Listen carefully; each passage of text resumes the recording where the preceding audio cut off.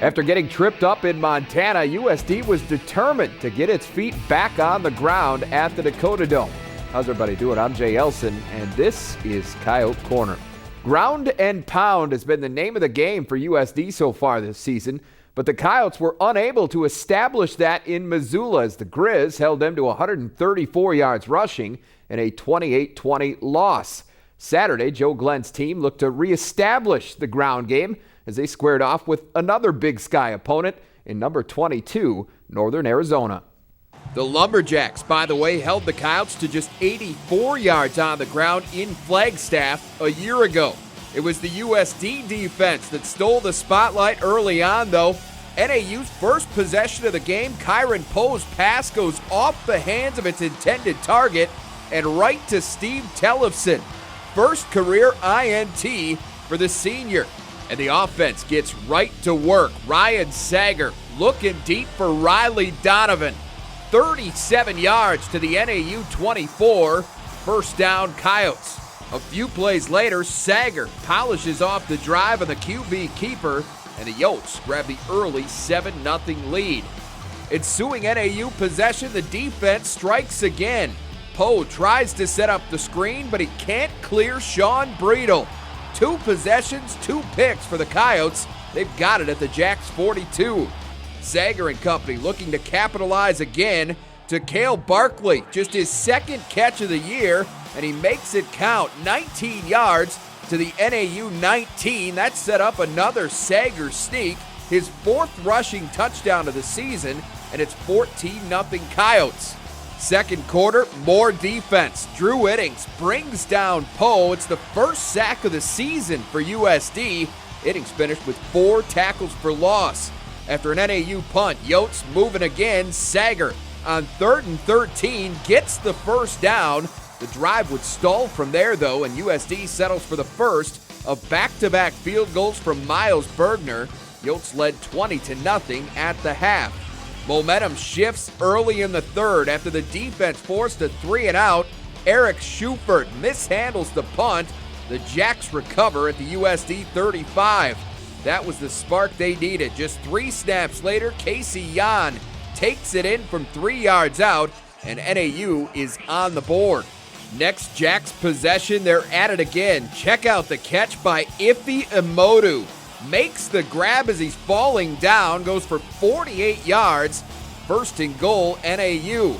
They would finish it off with Nick Boutier. Poe finds his fullback for a 7-yard touchdown. Lumberjacks cut the deficit to 6 in a matter of 5.5 minutes. Coyotes, though, start to get back on track late in the third. They do it on the ground. Jordan Roberts with an 11-yard gain. Then a huge hole for Trevor Bama. 15 yards to the NAU 8-yard line. Flip the field for the 4th. Sager to the air this time. 9-yard strike to Schufert. Second consecutive game. Those two have hooked up for a score. Northern Arizona not done yet, though. Chase Cartwright in for an injured Kyron Poe leads the Jacks right down the field. The biggest play coming right here. It's Imodu again. 6 catches, 152 yards for him. That one set up Yan for his second touchdown of the day, and it's 28-21 with just over 4 minutes to play. Coyotes going to have to burn some clock, and they did just that. On 3rd and 4, Sager breaks free. He finished with 108 yards rushing on 14 carries. The Coyotes ran for 304 as a team, and they hold on for their first win over a ranked opponent since last season at Northern Iowa. 28-21 is your final. Sager accounting for 193 total yards and 3 touchdowns. The defense solid as well, holding NAU to just 73 yards rushing. USD wraps up the non-conference portion of its schedule and heads into the bye week with a record of 2-2. Our defense played great, gave us turnover after turnover. We were able to capitalize, and we had a slow start in the second half. Partially my fault, but I'm glad my teammates picked me up. Kept me going so that we were able to pull it out at the end. It's a huge win going into conference play, 2-2. We focused on stopping the run, and we did that today, and we're excited. The Coyotes weathered the storm to close out Northern Arizona on Saturday, and that made for a very happy football coach. Find out what Joe Glenn had to say about his team's win over the Lumberjacks when we come back. Coyote Corner on Midcoast Sports Network is presented by Billionato.com. And welcome back to Coyote Corner down at the Dakota Dome. Jay Elson with head coach of your USD Coyotes, Joe Glenn. And Joe, coming off the loss to Montana, this game hugely important to you as you prepared to go into your bye week, and then, of course, the Missouri Valley Football Conference schedule. You guys really needed to come out and have a good performance on Saturday. We did, and it was big. As you carry it into your bye week, I think you heal faster. You got a little more spring in your step. You get a little bigger smile on your face day to day, and just the timing was right. Got a big win. I know we got a couple weeks before Southern Illinois, and things are looking up. All right, well, turnovers hurt you last week as we get into the specifics on this game. But this week, they helped you get off to a great start. You guys picked off Kyron Poe on each of NAU's first two possessions. And maybe more importantly, the offense able to turn both of those picks into touchdowns. Turn the tables around on that deal, and we put a big emphasis on that. We did not turn the ball over on offense this week. Our quarterback did a great job of protecting the football, talking about Ryan Sager. When he didn't see an open receiver, he pulled it down and ran and kept us out of harm's way, and had a brilliant game. Defense looked really good throughout that first 30 minutes in particular, and Drew Iddings had a lot to do with that. They couldn't block him for a good part of that game. This 2 weeks in a row that he's been all over the field. I don't know many guys 6'6", 295 that can go sideline to sideline for a whole game. He really plays hard for his efforts. He was named the Missouri Valley Football Conference Player of the Week on defense. Always an exciting thing for a program to get a guy recognized. You bet it is. Like that. Well, all Coyotes in that first half, Joe, 20-0 at the break. But things got a little dicey in that third quarter. NAU scores 14 quick points on it, get right back in the game in a matter of about 5 minutes. Well, we muffed a punt, and they recovered it near midfield and went in and scored, and then they 3'd out and got another one on us. All of a sudden we were cruising, and now all of a sudden we're back in a fight. But we were able to grab the Mo in the second half back and rally to win, and we never did lose the lead, but you can tell there was a game. Yeah, well, that's the difference this time as compared to maybe the last couple of seasons with this team, is that your guys did weather the storm. They bounced back, finished this thing out, something I know you've been waiting to see out of your football team for the last couple of years. Well, we rallied back both on defense and offense and special teams. We answered in all three phases. Got a great punt from Miles Bergner, pinned him down inside their 5-yard line, held him, and that's when we turned the corner. We got back going again and drove in and scored a touchdown, got a 14-point lead. That was enough to give us the win. You mentioned that you guys were able to close this game out, and largely because of the running game. I mean, you guys were good on the ground all day. You finished with 304 yards as a team, but most important gains came at the end of this one. Were you able to run out the last 4 minutes of the game? Well, that you got to put it up on the big boys up front. Yeah. And between Ryan Sager, Trevor Bama, Jasper Sanders, and Jordan Roberts, we had a big day, and we averaged over 5 yards a carry, 5.5 yards a carry, and 2 TDs from Ryan Sager rushing, and our backs ran hard, and everybody up front blocked hard, and it's what we had to do to get a win. Now we got a chance to heal up. Maybe we got guys like Sam McLaren, our starting center. He might be ready. We got Nick Jacobs, our nose guard. He had some spleen issues, and he might be ready. I mean, we're going to get some people back that can help us, and the timing is just perfect to walk into the Missouri Valley Football Conference schedule. Certainly need all hands on deck as you prepare for what's going to be a grind within the conference again this season. All right, thanks again for your time this week, Joe. Coming up, we'll put a bow on the Coyotes' win over number 22 Northern Arizona with a look at Saturday's storylines. KVTK's John Thayer steps in for Andre Fields when we come back. Coyote Corner on Midcoast Sports Network is presented by Billionato.com.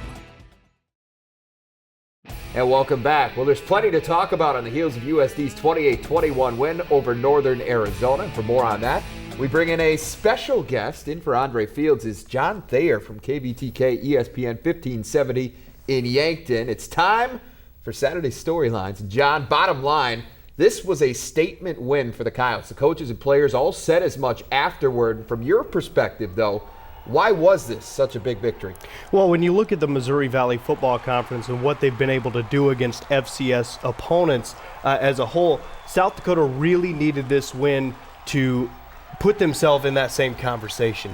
And they needed it for themselves more, a confidence builder as they go into a bye week and they get set for a Missouri Valley Football Conference schedule that is very, very difficult. So it's a big statement, and it couldn't have been a bigger statement than jumping out 20-0 ahead of Northern Arizona, a top 25 program. I thought that was a big statement for this team. Yeah, I thought that first half might have been as good and maybe complete a first half, or one half performances I've seen out of USD over the last 3 years. I mean, they dominated all three phases. Yeah, they got interceptions on defense that set up touchdowns. They outgained Northern Arizona 220-83, I think it was, in the first half.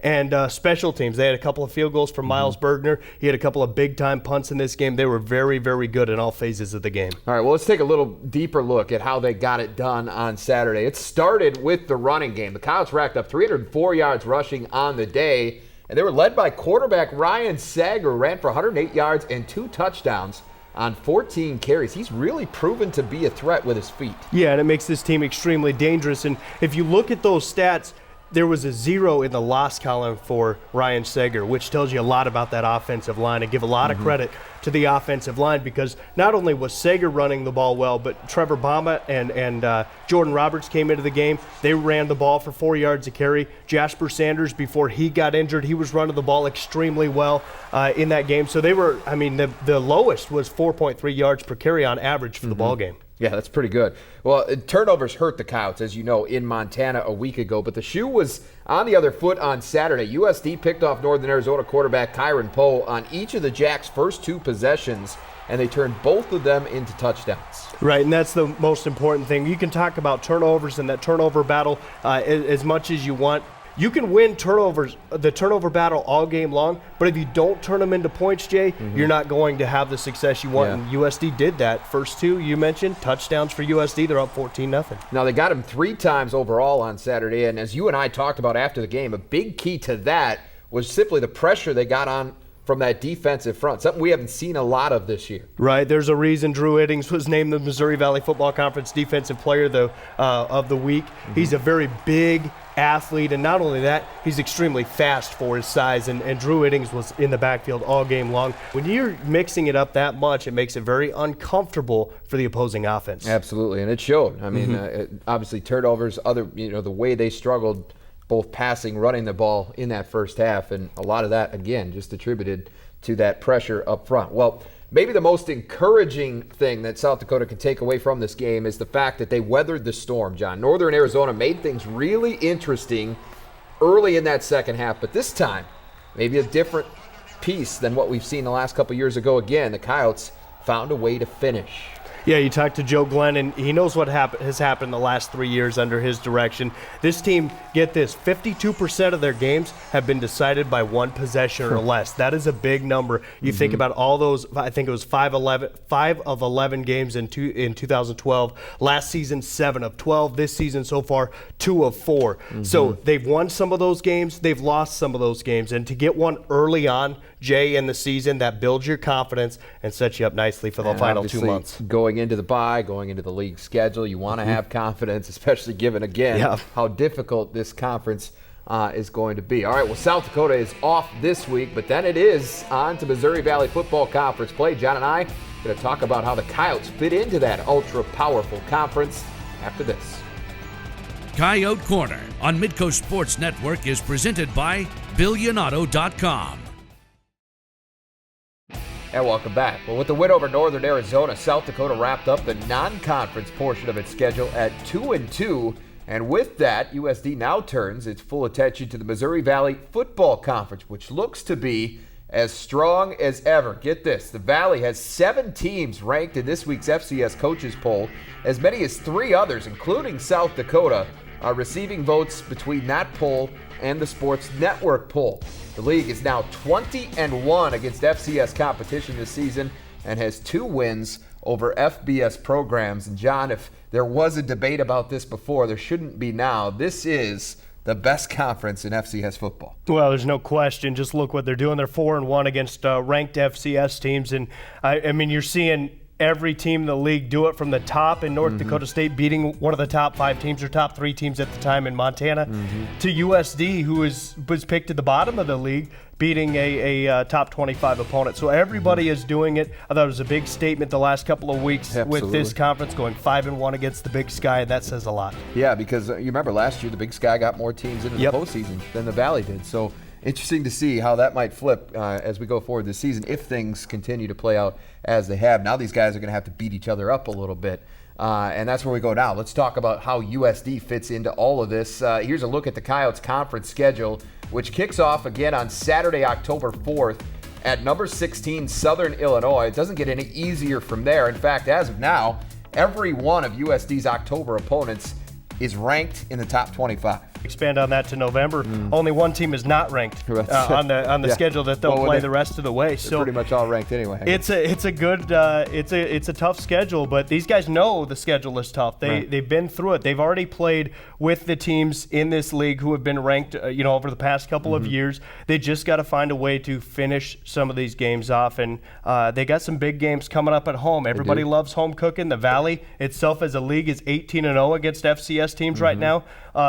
Going into this week. So having a couple of those big ones at home, that'll hopefully help. Absolutely. And I mean, you look at some of the teams that are coming in, and USD has played competitively with them in the past in the Dome. And so that bodes well if they can continue to do that this season. Well, in your mind, though, what does USD have to do to improve on last year's 3-5 mark within the league?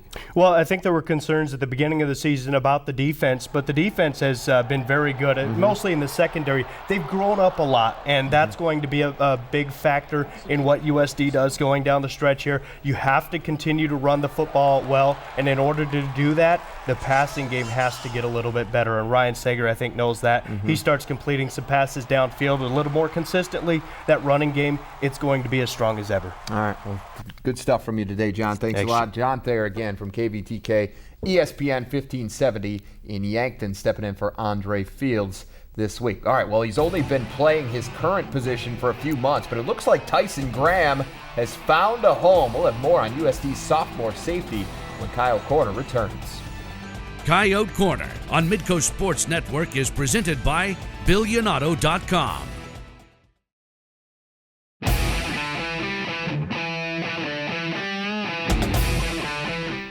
One of the biggest question marks entering this Coyote football season was in the defensive secondary, an area of the field that featured no returning starters from 2013 and only 2 players with Division I experience of any kind. But 4 weeks in, the new look unit is becoming a strength, tallying 4 interceptions and holding the opposition to 187 passing yards a game, the 5th lowest total in the Missouri Valley this year. Alex Heinert has more on one of the new members of the South Dakota defensive backfield.